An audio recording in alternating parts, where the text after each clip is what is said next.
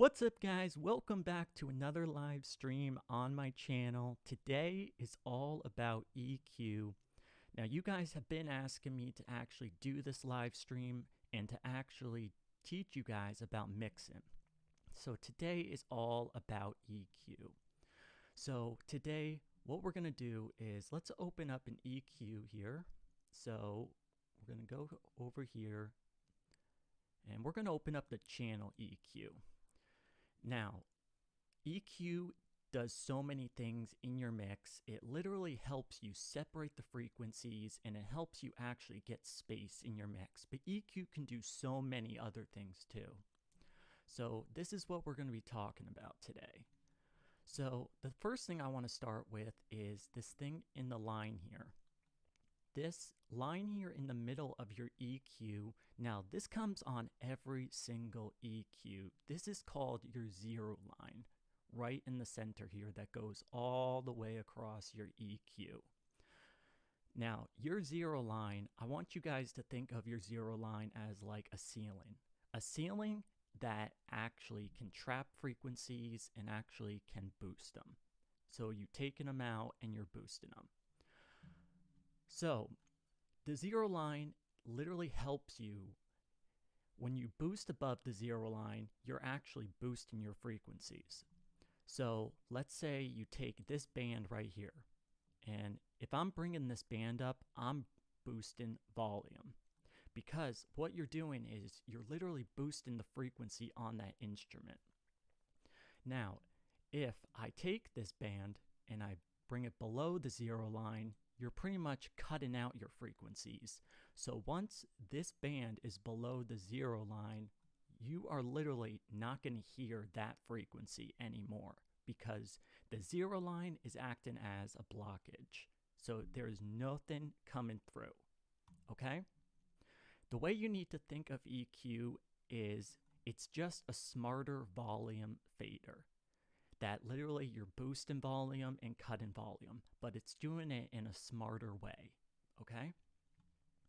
So that's your zero line. Now, all along your zero line is your frequency numbers. So a human ear can hear from 20 hertz to 20,000 hertz. So this is your human range of frequencies that you hear right here, and those are the frequencies a human ear can hear. So when you look at these frequencies from 20 hertz to 20,000 hertz, these are only the frequencies that you're going to be able to hear as a human ear, okay? Now, anything below 20 hertz, you're not going to hear, okay? Anything above 20,000, you're not going to hear either. So only between 20 and 20,000. That is a human range can hear, all right? So let's move on to the numbers on the side here. So this tutorial, before we move on to those numbers, I want to tell you guys about this live stream. This live stream is for new beginners that are just getting into music, mixing, recording, and need to learn about EQ, okay? So right now, I'm just teaching you the basics on how to actually use an EQ and actually get into it, all right? So let's talk about the numbers on the sides here. And make sure you guys are writing this down, okay? Because these things are super important. So right here on the side here, when you're boosting your EQ above your zero line, these numbers tell you how much you're boosting. Now, I like to, when I'm mixing, I like to stick around 3 to 6 dB of gain. So when you're boosting this, you're adding gain to your mix. So this is going to tell you on the side here how much you're boosting and how much volume you're putting into your mix. So if you're going to be bringing this all the way up here, you're literally going to be clipping. All right, so make sure you're boosting at a good range because you do not want to be clipping. That is the last thing you want to do. Okay, now let's say you're cutting, right? You're below the 0 line. You found a bad frequency that doesn't sound good. So you need to cut that frequency out. Right below here, it's going to tell you how much you're cutting out that volume, okay? So you brought that frequency down below the 0 line. You want to cut it out, and you're cutting the frequency. You're cutting that volume out. So once it's below, remember, you're not going to hear it anymore, okay? All right. Now let's actually see. Let's check our chat and see if anybody's on yet. Nope, nothing yet. All right. So leave your questions down below. All right, if you have any questions. All right. So let's talk about these numbers. So now these numbers are going to actually be your numbers that you use to actually boost it and cut it and move your bands from right to left along the frequency spectrum, okay? So this is your 20 hertz. Now to turn your bands on, you're going to go right up here, and these knobs up here turn your bands on. But the thing you have to remember is every EQ is different. Not every EQ looks like this. So you're going to have to learn the EQ that you have that comes with your DAW, or if you download an EQ off the internet, you're going to have to learn it. All right? And every EQ doesn't have 20 hertz to 20,000 hertz, but it has it, but it doesn't show it on the EQ. So you're going to have to learn the EQ that you have, okay? So the thing is, let's get back to these knobs. So like I said, they turn on and off just by these. And so this top number here is how you're actually going to move your bands. So if I take this and I slide it, you can see the band is moving along the frequencies, along the frequency spectrum. And that's how you're going to find your bad frequencies or your good frequencies. Then, so what you want to do to find one, this is what you're going to do to find a bad frequency or a good frequency. What you're going to do is you're going to take the second knob that's right below the first one here, and you're going to boost it. Now, what you're going to do then, once you boost it, you're going to slide it across the frequency. Now, this is a band EQ, all right?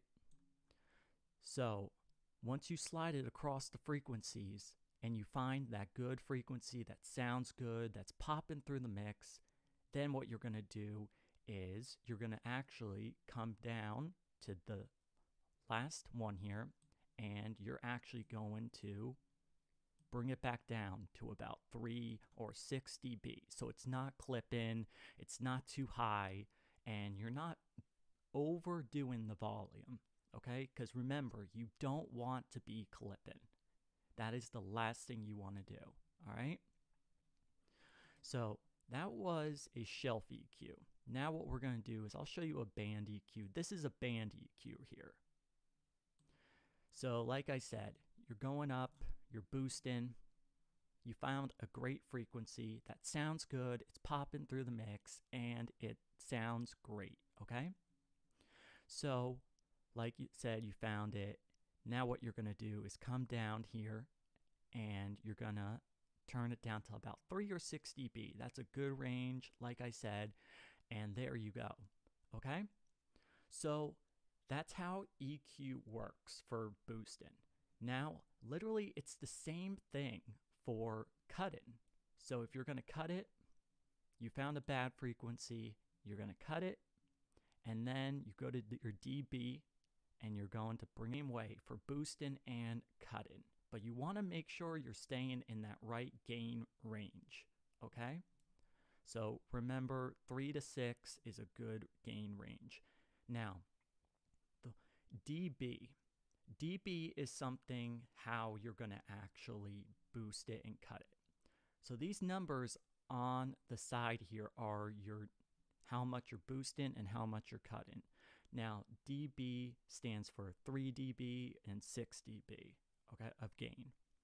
So dB stands for decibels. So your decibels are how much you're boosting and how much you're cutting. So if you're going to bring it up 3 dB, or if you're going to bring it down 3 dB, or 6 dB, or down 6 dB, okay? So that's the way it works, okay? So let's talk about high-pass filters.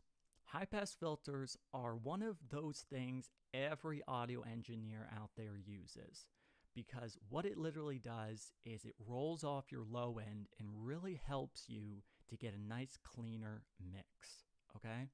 So this is your high-pass filter right here, and from 20 hertz to 100 hertz, that is your low end frequencies, okay? So that's gonna literally, if you roll this all the way off, you're gonna literally hear a lot of clarity.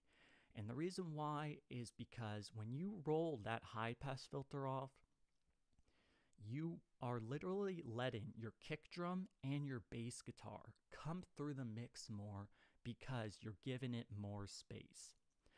And the only instruments you want to actually put this high pass filter on is your guitars, not your bass guitars, but your acoustics, your electrics.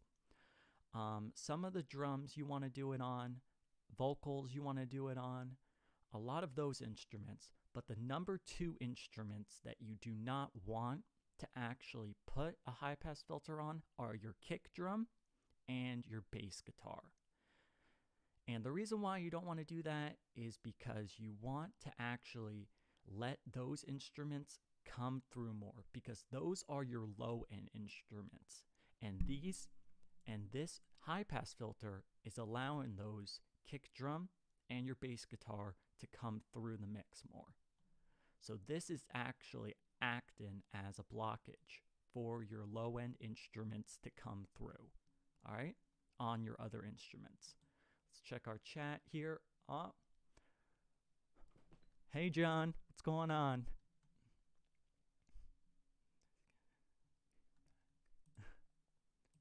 Thank you for coming on, John.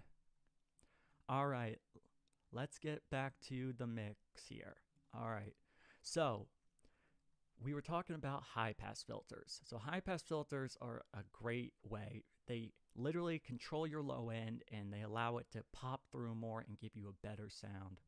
So those are your high-pass filters. Now, let's talk about low-pass filters. The low-pass filters are literally what is going to help you get your low end to come through more. So let's bring our low-pass filter in. The weird thing is that you have to remember is that with high-pass filters and low-pass filters, they're actually opposite. So this is your high-pass filter and this is your low-pass filter. They are opposite of each other. Like, you would really think that this would be your high pass because it's in the high end, and then this is your low pass filter because it's in the low end, right? But it's opposite. And let me tell you why it's opposite. The reason why it's opposite is because your low end, when you bring your high pass filter in, you're letting your low end pop through the mix more over here. And then when you use a low pass filter, you're letting your highs go through because you're cutting out your highs. So that's the way it works, okay? Now, so those are your low pass filters and high pass filters. Make sure you use them. They are going to really, really help, okay? Now, what I want to talk about now is I want to talk about the frequencies and how they actually work and how an EQ actually works. Now, EQ, like I said, it is just a smarter volume fader. That's the way you need to look at it.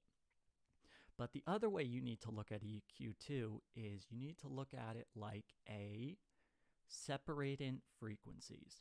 Now, when you're layering tracks, take a look at all these tracks here, right? There's nothing recorded on them yet, but once all these tracks get all layered in. You know, there's going to be a track here, track there, all the way down, right? There's going to be tons of tracks. So once all those tracks are recorded, there's going to be layered on top of each other, right? So some of the instruments you're not going to be able to hear.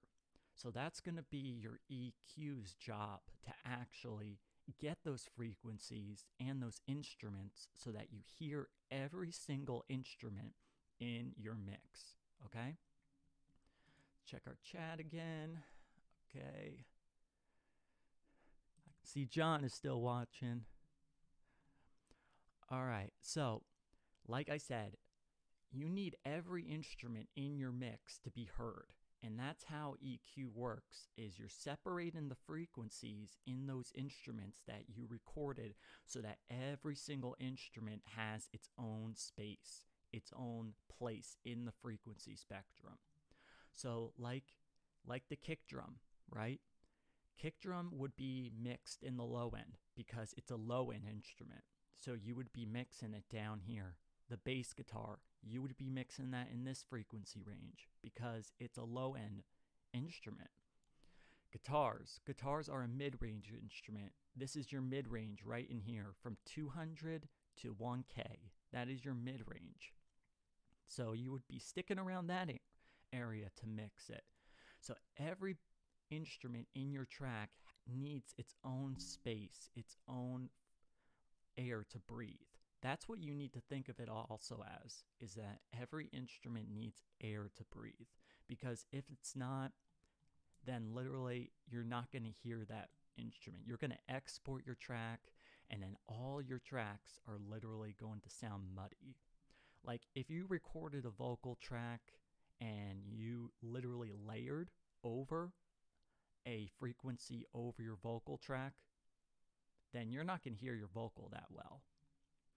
So literally the whole idea is to make sure that you are placing frequencies in the spectrum where they're supposed to be. Now, one of the things you need to do too is when you're mixing, if you're doing digital mixing, and like I am, which is on a computer, a lot of people, they mix with their eyes because what they do pretty much is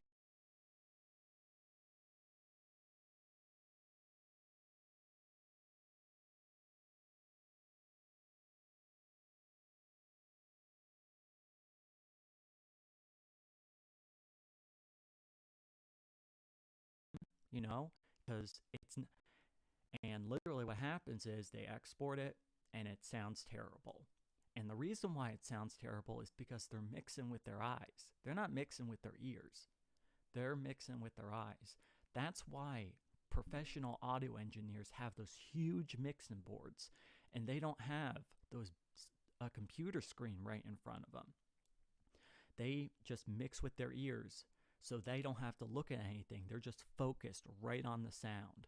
So the thing is, if you're on a computer, you got to train your ears to mix with your ears and not with your eyes, because you can get so distracted with your eyes when you're mixing because there's so much going on, okay? So we talked a lot about EQ. We talked about the zero band right in front, right in the middle here, how you boost it and you cut it above the zero line and below. We talked about the numbers down here and how these control your bands. We talked about all the bands right on here, how you turn them on and off. And then we talked about the deep and all this down is that literally it's just all about separating frequencies and boosting volume where it needs to be placed. Okay? So that is basically how an EQ works. There are many other things that go into EQ, but today's tutorial was just all about how to use an EQ and how to actually read it and how to understand it. But I have thousands of tutorials on my YouTube channel about EQ, like EQ carving. There's tons of stuff on there. So guys, make sure you're subscribed to the channel and you make sure you give this video a big thumbs up, because that would really help me out and it would help the YouTube algorithm out too. Guys, thank you so much. I hope these tips helped you guys out today, and if they did, leave a comment. And if you guys have any more questions, leave them in the chat. Let's check. Okay, I bet you John is still watching. All right. So we didn't have any more questions today, but guys, if there's any of you watching out there, I hope these tips helped you guys. And if they did, thank you so much for watching, and subscribe and give this video a like, and thank you for all your support. We're at 522. Let's see if we can get this channel to 600 in the next couple months. All right. And I will see you guys on the next video, or